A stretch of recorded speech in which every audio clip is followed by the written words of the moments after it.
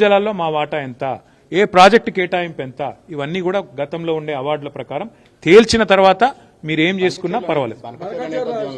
ఒకటే నదుల అనుసంధానం అనేది ఒక తేనెతుట్టే, దాన్ని మళ్ళొకసారి తెరపైకి తీసుకొచ్చి నదుల జాతీయ సూత్రాలు తీసుకున్నా, జాతీయ స్థాయిలో ఎప్పుడైనా కూడా ఇట్లాంటి వివాదాలు వచ్చినప్పుడు తీసుకున్న పరిష్కారాలు చూసినా, ఎప్పుడైనా ఏ బేసిన్లో అయితే నది ప్రవహిస్తుందో ముందు ఆ బేసిన్ అవసరాలు తీరాలి. తీరినాకనే ఇంకొకడికి తీసుకుపోతే నాకు అర్థం ఉంటుంది. ఇలా గోదావరి బేసిన్లో, కృష్ణలో మరి సింహభాగం మన దగ్గర ప్రవహిస్తుంది తెలంగాణలో. ఇక్కడ అవసరాలు తీరకుండానే ఇక్కడి పారిశ్రామిక అవసరాలు కానీ, ఇక్కడి సాగునీటి అవసరాలు కానీ, తాగునీటి అవసరాలు కానీ, ఇప్పుడు రేపటి రోజున హైదరాబాద్లో కానీ, కరీంనగర్లో కానీ, ఇంకా ఇతర పట్టణాల్లో కానీ 24/7 డ్రింకింగ్ వాటర్ ఇవ్వాలనేది మా కళ. మేము గతంలో కరీంనగర్లో ప్రయోగం చేసినాం కూడా. మరి అట్లాంటి అన్ని ఇంకా తేల్చకుండానే ఎన్ని నీళ్ళు అవసరమైతే లెక్కలు తీయకుండానే కిందికి నీళ్లు వృధాగా పోతున్నాయి, మేము పట్టుకపోతామంటే ముందు బేసిన్ అవసరాలు తీరనియండి. బేసిన్లో డెఫినేషన్ రానియండి. నికర జలాల్లో మా వాటా ఎంత, మిగులు జలాల్లో మా వాటా ఎంత, ఎవరు తేల్చాలి? ఇది కేంద్ర ప్రభుత్వం తేల్చాలి. కేంద్ర ప్రభుత్వం నియమించే మరి ట్రైబ్యునల్స్ తేల్చాలి. అవి తేలకుండానే మేము నీళ్లు కొంటపోతాం. మా చేతిలో ఇవాళ కట్టి ఉంది కాబట్టి కట్టెతోని బర్రెని ఎటువంటి తట అదిలించకపోతాం.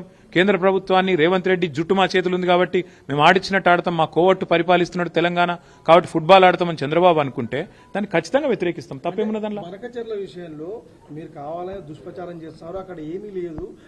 ఏమీ లేకపోతే మాకు గొడవ ఆంధ్ర ప్రజలతో ఎంత మాత్రం లేదు. ఆంధ్రాలో ఉండేది కూడా రైతులే, ఆంధ్రాలో ఉండేది కూడా ప్రజలే. వాళ్ళ మంచి కోరుకునే వాళ్ళని తప్ప వాళ్ళ చెడు కోరుకోం. కానీ మేమేమంటున్నాం, తెలంగాణలో ప్రవహించే సింహభాగం ప్రవహించే గోదావరిలో కానీ, కృష్ణలో కానీ మా హక్కు తేల్చండి అని కేంద్రాన్ని అడుగుతున్నాం. తప్పేముంది? మా హక్కు మా వాటా తేలకుండా నికర జలాల్లో, మిగులు జలాల్లో ఇష్టం వచ్చినట్టు గుంజుకపోతామంటే కుదరదు అని చెప్తున్నాం. మరి మీరు చెప్పే స్ఫూర్తి కరెక్ట్ అయితే మరి కాళేశ్వరం కట్టినప్పుడు అడ్డుకున్నది ఎవరు? చంద్రబాబు నాయుడు కాదా? ఉత్తరాలు రాసింది ఎవరు? ఇదే ఆదిత్యనాథ్ దాస్ కాదా? ఉత్తరాలు రాసి కేంద్ర ప్రభుత్వంలో మీ పలుకుబడిని ఉపయోగించి మా ప్రాజెక్టులను అడ్డుకునే ప్రయత్నం చేయలేదా? మేము అడ్డుకుంటలేం. మేమేమంటున్నాం ఇవాళ? స్పష్టంగా మా వాటా తేల్చండి. రేవంత్ రెడ్డి అబ్బసొత్తు తాత జాగీర్ కాదు గోదావరి నీళ్లు.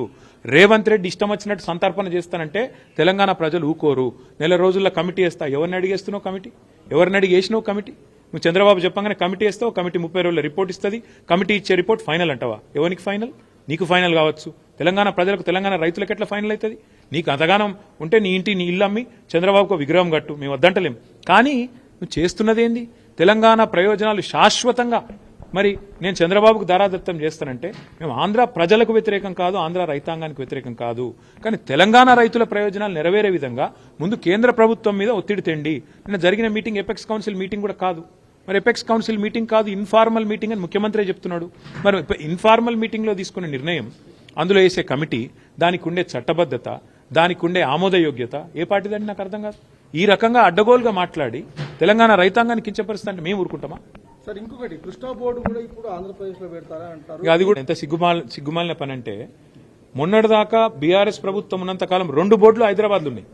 Godavari river management board, KRMB 2 ఇక్కడనే ఉండే ఆఫీసులు. ఇవాళ కేఆర్ఎంబిని ఆంధ్రాకు తరలించి అది కూడా గొప్ప విజయం అని చెప్పుకుంటాడు ముఖ్యమంత్రి. దీన్ని నవ్విపోదురుగాక నాకేమి సిగ్గన్నట్టు ఉన్న ఆఫీస్ ఎత్తగొట్టి, ఉన్న ఆఫీస్ ఉడగొట్టి సిగ్గు లేకుండా ఇంకా నేనేదో గొప్ప విజయం సాధించిన అని చెప్పి మాట్లాడితే ప్రజలకు అర్థం కాదనుకుంటున్నాడు రేవంత్ రెడ్డి. నేను అడుగుతా ఉన్నా. చివరిగా నేను అనేది, ఈ విషయంలో అందరికంటే ఎక్కువ బాధ్యత ఉన్నది కేంద్ర ప్రభుత్వానికి. వాళ్ళు స్పందించాలి. ఇట్లా ఇష్టం వచ్చినట్టు చంద్రబాబు ఆడిచ్చినట్టు ఆడతామని కేంద్రము రేవంత్ రెడ్డి తల ఊపితే ఇక మిగతా సంగతి తెలంగాణ ప్రజలు చూసుకుంటారు. బీజేపీ సంగతి, కాంగ్రెస్ సంగతి తెలంగాణ ప్రజలు చూసుకుంటారు. పనిచేసిండు కృష్ణా బోర్డును అప్పచెప్పుడా? పనిచేసుడంటే కృష్ణా బోర్డును ఆంధ్రాకు తరలించుడా? లేదా గోదావరి మిగులు జలాల్లో మరి లేని హక్కును ఆంధ్రాకు దారాదత్తం చేయడం ఏంది పని?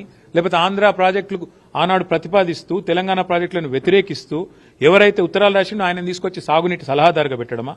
లేదా కేసీఆర్ గారు బ్రహ్మాండంగా తెలంగాణలో ఒక సంక్షేమ వాతావరణం తీసుకొస్తే, పండుగలాగా వ్యవసాయాన్ని చేస్తే, వరిధాన్యం ఉత్పత్తిలో భారతదేశంలో నెంబర్ 1 చేస్తే, ఇలా కేసీఆర్ మీద కోపంతో కన్నెపల్లి మోటార్లు ఆన్ చేయకుండా మిడ్ మానేర్ నిండబెట్టి మొత్తం రాష్ట్రంలో పంటలన్నీ ఎండుతుంటే, ఇవాళ కరువు వాతావరణం ఉంటే, కిందికెళ్లి నీళ్లు లక్షల క్యూసెక్ల నీళ్లు కిందికి పోతుంటే గుడ్లప్పగిచ్చి చూడడమా తెలంగాణ సాగునీటి రంగంలో ఆయన సాధించిన విజయం?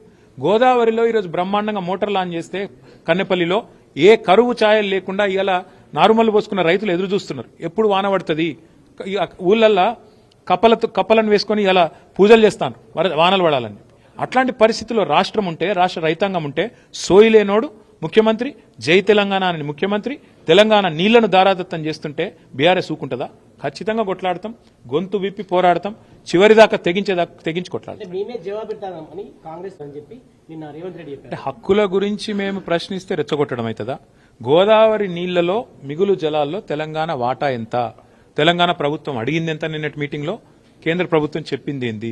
ఏది తేలకుండానే 30 రోజుల్లో కమిటీ వేస్తా, కమిటీ రిపోర్ట్ ఇచ్చి తెలంగాణ ప్రాజెక్టులేమో దశాబ్దాల పాటు, ఒకటి కాదు రెండు కాదు, దశాబ్దాల పాటు అంతర్రాష్ట్ర వివాదాల పేరిట ఇంతకుముందు సోదరుడు చెప్పిన ఇచ్చంపల్లి గాని, దేవాదుల గాని, ఇంకా తొమ్మిడిగట్టి గాని, ఇంకోటి గాని, ఇవన్నీ కూడా అంతర్రాష్ట్ర వివాదాల పేరిట దశాబ్దాలు నలిగినా రేవంత్ రెడ్డి కాంగ్రెస్ కి చీమగుట్టినట్టు అనిపించేది. కానీ చంద్రబాబు అడగంగానే 30 రోజుల్లో రిపోర్ట్ రావాలి, 31వ రోజు గోదావరి జలాలు కింది కురకాలి, పొంగి పొరలాలి, తెలంగాణ మాత్రం ఎండాలి. ఇదా నీతి. అందుకే మేము అంటున్నాం, ఎవడు అబ్బసొత్తని ఇస్తావు నువ్వు గోదావరి జలాల మీద హక్కు? ఎవడు చెప్పిండు నీకు 30 రోజుల కమిటీ ఒప్పుకోమని? ఆ కమిటీ జనరల్ ఏ కమిటీ అయినా, ఆఫీసర్స్ కమిటీ కానీ, ఎక్స్పర్ట్స్ కమిటీ కానీ, it is merely advisory in nature. వాళ్ళు చెప్పేది ఏది కూడా అల్టిమేట్ గా ప్రభుత్వం మళ్ళీ చర్చ పెట్టి అసెంబ్లీలో, కేబినెట్ లో, ప్రజా సమక్షంలో అవసరమైతే అఖిలపక్షం పెట్టి ఒప్పించి మెప్పించి మన హక్కుల గురించి ఏం చేస్తున్నామో తెలంగాణ ప్రజలకు చెప్పి పారదర్శకంగా ఆ తర్వాత జెండా ఊపాలి. బనకచెర్ల అనేది ప్రస్తావన రాలేదు. దాని గురించి BRS సిగ్గు శరం ఉంటే రేవంత్ రెడ్డికి, ఏమన్నా సిగ్గు ఇజ్జత్ మానం ఉంటే, నిన్న ఏమన్నాడండి ఆంధ్ర ఇరిగేషన్ మినిస్టర్ రామానాయుడు గారు అనుకుంటా ఆయన పేరు, బయటకు వచ్చి ఏం చెప్పిండు? ఇలా ఆంధ్రప్రదేశ్ ఎడిషన్ లో పేపర్లు ఏం రాసినాయి? చంద్రబాబు నాయుడు గారు ఏం చెప్పారు? సాక్షి తీయండి, ఈనాడు తీయండి, ఆంధ్రజ్యోతి తీయండి, ఆంధ్ర ఎడిషన్ చూడండి, స్పష్టంగా చెప్పిండు చంద్రబాబు నాయుడు గారు. మీటింగ్ పెట్టిందే బనకచెర్ల కోసం, ఎజెండా నెంబర్ 1 బనకచెర్ల కాదంటాడా రేవంత్ రెడ్డి? అజెండా ఐటమ్ చూపెట్టమంటారా? ఇప్పుడు నెంబర్ 1 ఐటమే బనకచెర్ల. లేదని బుకాయించడం ముఖ్యమంత్రికి తగునా? నిమ్మల రామానాయుడు గారు బయటకు వచ్చి చెప్పినారు, ఆంధ్ర ఇరిగేషన్ మంత్రి గారు, మేము అడిగినాం బనకచెర్ల గురించి, రేవంత్ రెడ్డి ఒప్పుకున్నాడు, కమిటీ వేసినాం, 30 రోజులు ఒడిచిపోతుంది, 31వ రోజు మా శిష్యుడే కాబట్టి ఆడిచ్చినట్టు ఆడతాడు, ఆయన జుట్టు మా చేతులుంది, ఓటుకు నోటు కేసు ఇంకా ఉన్నది, కాబట్టి ఏమన్నా చేస్తాం అని ఫుట్బాల్ ఆడుతున్నారు. చంద్రబాబు కోవట్ను పెట్టుకుని ఇలా తెలంగాణ ప్రజల ప్రయోజనాలు, తెలంగాణ రైతుల ప్రయోజనాల పట్ల శాశ్వతంగా విద్రోహం చేసే ప్రయత్నం చేస్తున్నారు. అర్థం కాదు ఏముంది ఇలా. రేవంత్ రెడ్డి